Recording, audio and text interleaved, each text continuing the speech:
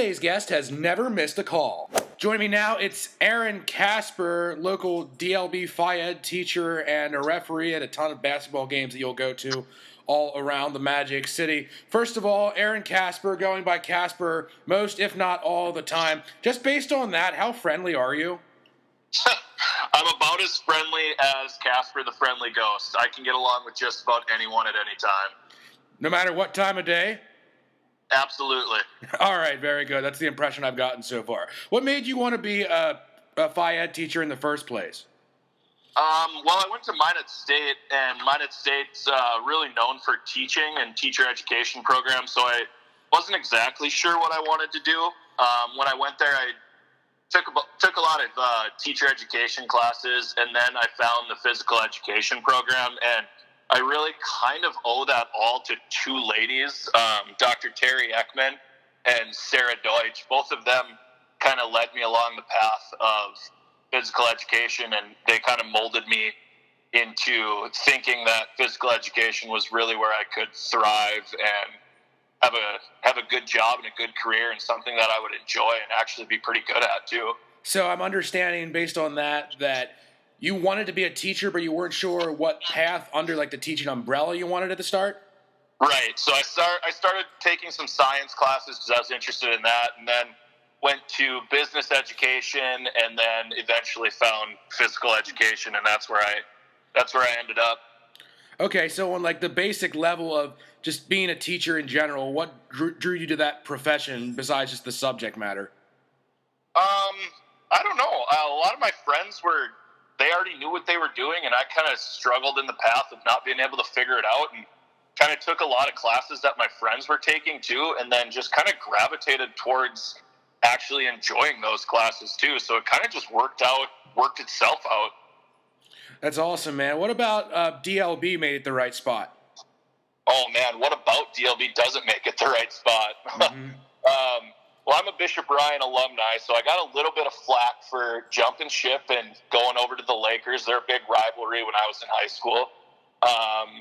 Scott Medallin worked out there. He was my high school basketball coach at Bishop Bryan, and he was actually the one who approached me and said, "Hey, we have a job opening. I'd like you to throw your name in the hat." And I hung up the phone and instantly printed out my resume and went out there. They got a great group of young teachers that I knew were out there. I had some college classes with some of those young teachers, and like Taylor Teske and all those guys. So I really knew that I knew I'd get along with all the people out there. And once I walked into the school and saw the plan for the new high school and the elementary school getting redone, I knew that if I can get my foot in the door, this is a job that I'd be at forever, and nobody would leave this one. Yeah. How long have you been there so far? This will be my 4th year coming up in August here.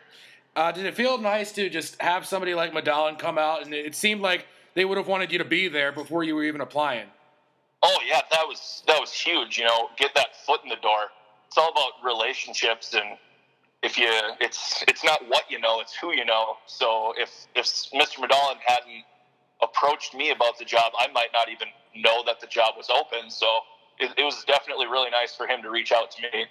A lot of people that we get to see that on the younger teaching side, I know them a lot through coaching, so naturally it's kind of a progression. Sometimes when I'm covering the teams, I'm forgetting that these coaches are the teachers at the school because I'm always thinking about sports and whatnot. But in your case, you've been reffing some basketball, wondering why you wanted to be a ref versus maybe a coach. I started reffing actually thanks to Scott Medallin as well in high school, just as a little moneymaker on the side. Then going to Minot State, Mr. Medallin and Brian Kramer, who's now out at South Prairie, had me ref all their junior high basketball games because worked out with my schedule. Everything was after school. And then, just as I kept doing it, I kept getting more and more interested in it. And then some older gentlemen, and they reached out to me and said, "Hey, if you want to make a little bit of a career out of this, like come to these meetings and these camps, and these are the guys you need to be in contact with, and you can work as much as you want." So that's kind of what led me to reffing instead of coaching basketball. This is something that we ask teams all the time ad nauseum, maybe kind of a cliche in some cases, but whatever. What kind of maybe team building or chemistry needs to take place for a reffing crew to work, similar to like a team on the court? No, I don't know if there's anything in general. We're a pretty tight-knit group in the Minot area that we have. We're really lucky. We have a lot of very, very good veteran officials where some smaller cities don't have that good core group. I mean, we're led by one of the best refs in the state of North Dakota with Jeff Risk. I know he's retired, but he still has his foot in the door, and then he led Perry Olson to be who he is, and there's countless people who are just super good, and that core tight-knit group that leads us. So it seems like we always have at least one veteran official in our crew, whether it's one vet and two young guys like myself and Matt Yale, Dan Yale, Blake Eggle, Josh Brown, and those guys really, really do a good job of helping us. They're always there, whether it's a text or a phone call, or we do a good job of sending out emails and watching film and talking about that. We got our Facebook group. So just a lot of communication between guys who have seen a lot of things and us young guys who haven't quite seen as much, Any times like with technical fouls maybe stand out to you? Big calls so far? Oh, man. Yeah, actually, one of my first varsity games I ever did was in a tournament at the Minot State Dome. So I couldn't have been more than 21, 22, and I probably botched a call, honestly, and it was towards the end of the game, and this coach was very upset, and he snapped a clipboard right over his knee, and thankfully my scared 22-year-old self, my whistle honestly fell out of my mouth because I was so scared, and one of my veteran officials came in and whacked the guy with the technical foul for me because I had to take my jaw off the floor, honestly. You were petrified. Oh, absolutely. I was terrified.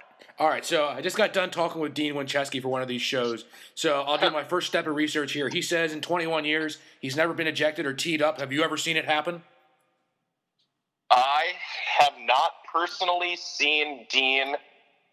All right, he's clean. Technical foul, no. He's clean. All right, good. What's been your biggest reffing assignment that you've had so far? Biggest reffing assignment, probably the District 11 boys championship game last year between Rugby and Botno. Mm-hmm. What kind of progression takes place to working up to reffing district championship game? You just gotta, like Perry Olson always says, be a sponge. When those older guys speak, they're speaking for a reason. They're trying to teach you things, and they're trying to make the job easier for you. Whether you go to a basketball game, go down and listen to the refs at halftime in their locker room. They're going to talk about plays that they saw and what they saw, why they called what they did, and just listen to them and ask questions. We've been doing a really good job these last couple of years about sending out game film too, whether it's highlights or the whole game, and just actually sitting down and taking the time to watch yourself do it and understand why you're in a certain position or why you made a certain call when you did. So would you be selected to officiate a district championship game before, say, like a first round game in a region tournament? How does that work? Like championship versus a different round?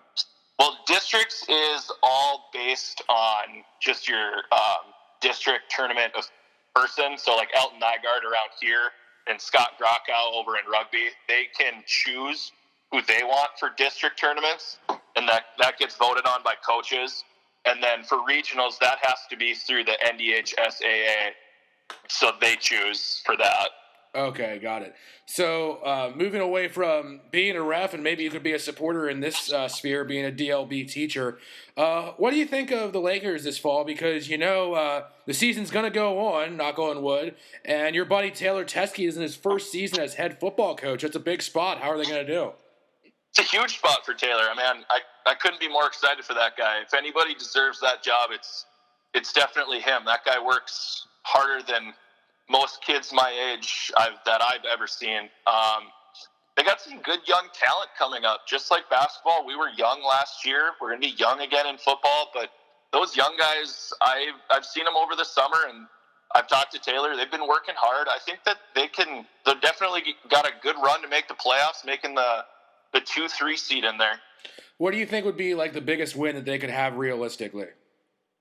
Realistically, it's always nice to beat Ryan. Obviously, that's a big win. That'll be a great game. The biggest win they could have would probably beating Velva, because Velva brings a lot of talent back, who will probably be the number one in the district around here.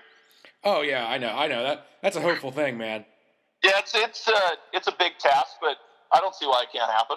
All right, so you got Taylor Teske on the other side of the Better Teske debate, of course, is golfers like Jade, man. When you're in a group of Jade Teske, Allie Houston, Kayla Palczewski, I mean, how on earth do you keep up and compete with players like that? You don't. Honestly, Ben, you don't. Those aren't three of the best girl golfers I've ever seen in my life. Those are just three of the best golfers I've ever seen in my life, and just happen to be women. They play from the Blues. Yeah, they'll absolutely play from the men's tees, and they'll beat all of us, no problem. And I have no problem admitting that. Mm-hmm. Your best chance to even hang. What's that? Your best chance to even hang around. My best chance? On the scoreboard, yeah. Oh, man. I don't have a chance, honestly. All right. No chance. On the other side of things, how much pressure is taken off when you play with guys rather like a Ben Barr, a Jake Stack, Cale McHenry, Austin Merkline, Bernie? I mean, you got to have a better time. At least. Oh, yeah. Finishing in first place. Those boys are definitely a little competitive. You've been out with them as well.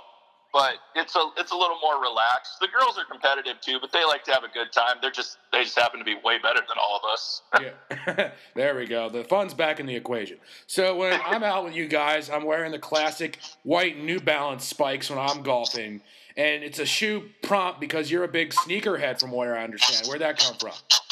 Oh yeah, I do. I used to be more into it than I am now, but I still enjoy looking at them, collecting them, and buying, selling, trading. I can honestly thank my brother for that. My brother's 3 years older than me, so he was a senior in high school when I was a freshman. So every 16-year-old kid wants to be like his 18-year-old brother, you know. And he was big into sneakers when the Jordan collections were still coming out, and so he got me into it, and I just started progressing from there. How well can you identify someone's shoes when they're walking by? Very well. Mm-hmm. Absolutely. If they're Nikes or Jordans, I can pretty much tell you exactly what they are. Where does the research come from? Because it's one thing to buy the shoe and put it away, but you just have a photographic memory with them. I follow a lot of Instagram pages with shoes. A lot of Instagram. Mm-hmm. What do you wear when you ref and golf? I golf actually in Birkenstocks, believe it or not. I don't wear golf shoes. There you go. I don't really care for them.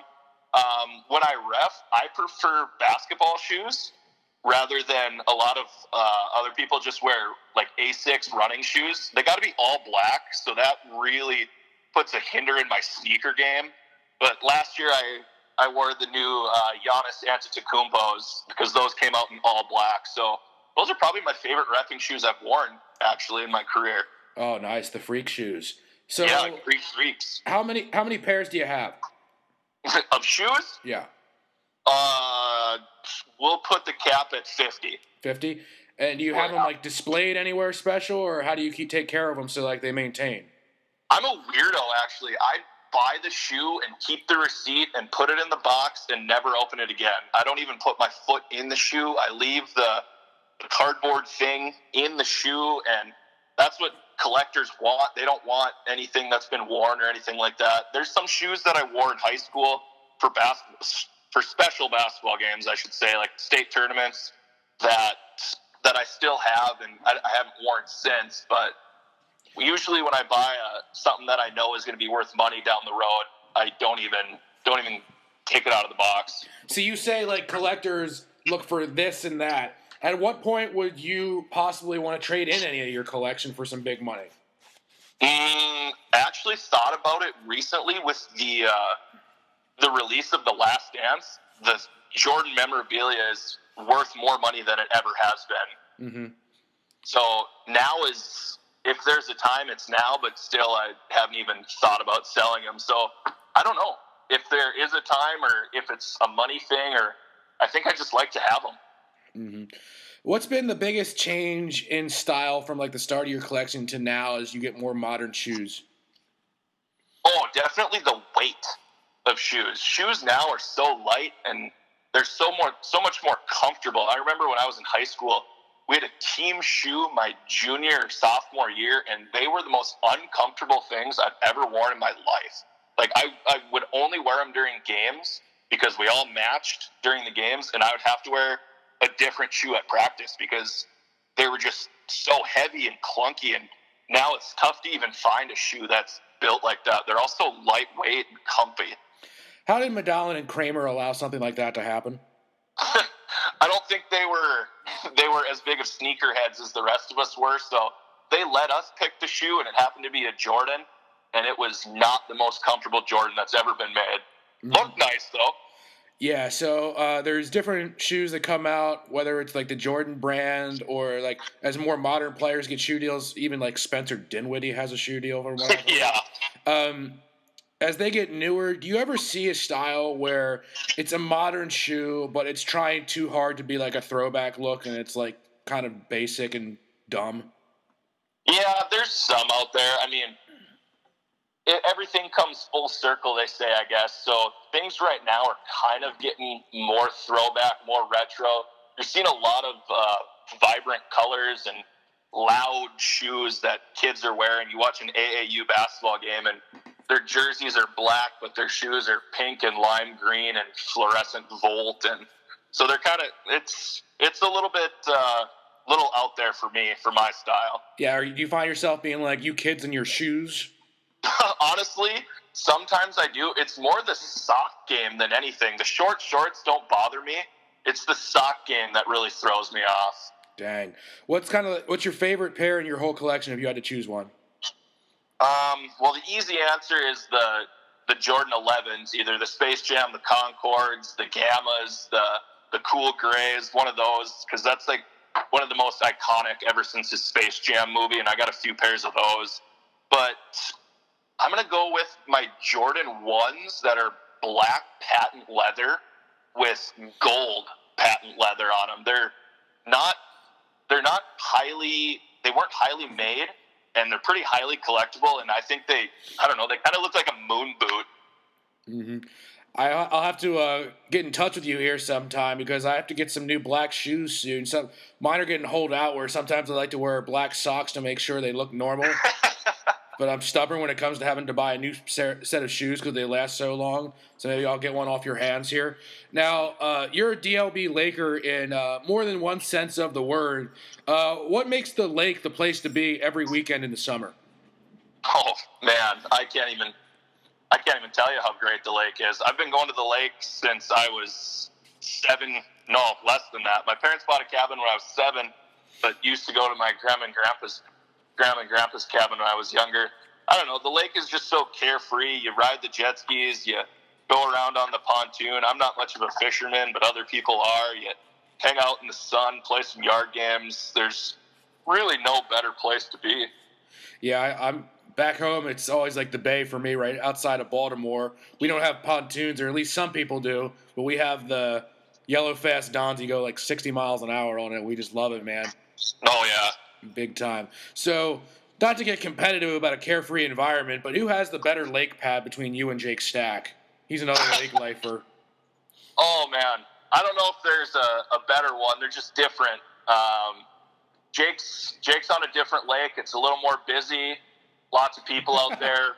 My parents' cabin is on a smaller lake where it's less busy. So, depending on what you're into and what you want to do, I think it's a toss-up either way. You're going to have a fun day at either one. I can promise you that. A busy lake? Like one, yeah, one's more boaters. More catered for the socialites like Jake Stack or what? Yes, exactly. The Hollywood lights of Jake Stack. Oh, my. I think I might get tuckered out of that one for after a little while, but, I mean, you never know. We all got to step out sometimes, right, Kasper? Well, you can't keep up with Jake. Nobody can. Yeah, we all got to try our best. But, hey, man, this is a lot of fun here. I'll have to hit you up for some shoes sometime. And, when sports go back without a hitch at all, I'll see you reffing, and I'll get all your good calls, man. Appreciate it. All right, thanks. That's Aaron Kasper.